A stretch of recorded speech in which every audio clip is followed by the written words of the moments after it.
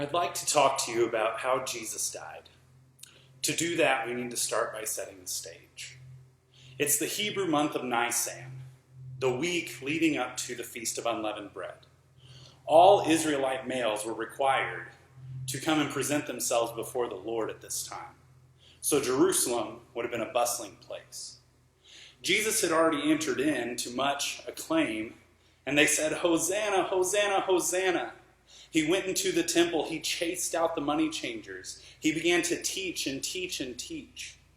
And so as the Passover was approaching, the Pharisees and the Sadducees, the religious leaders of the time, had become increasingly frustrated with this Jesus. And they began to formulate a plan against him.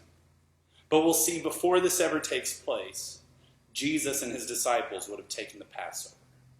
So from the 10th day to the 14th day of the month of Nisan, the Israelites would have taken in their Passover lamb and begun to take care of it, just as Jesus had been taken care of by the Israelites. He had been accepted by them. And then one thing we must understand is that the Hebrew day works slightly differently than ours. Our days go from midnight to midnight.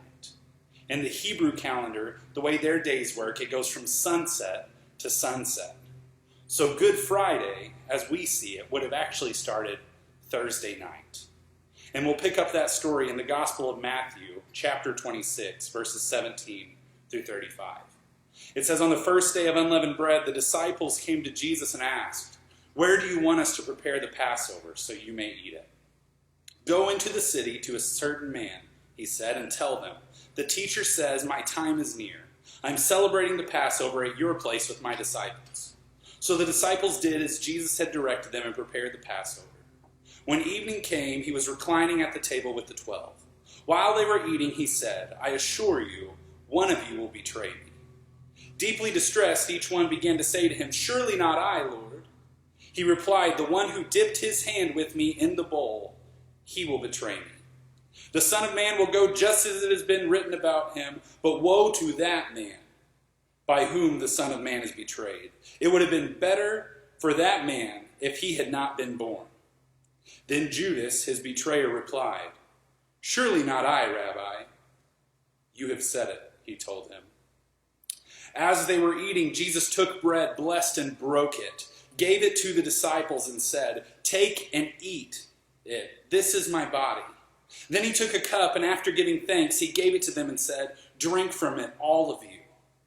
For this is the blood that establishes the covenant. It is shed for many for the forgiveness of sins. But I tell you, from this moment I will not drink of this fruit of the vine until that day when I drink it in a new way in my Father's kingdom with you.'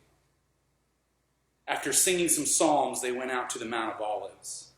And then Jesus said to them, 'Tonight all of you will run away because of me, for it is written, I will strike the shepherd, and the sheep of the flock will be scattered. But after I have been resurrected, I will go ahead of you to Galilee.' Peter told him, 'Even if everyone runs away because of you, I will never run away.'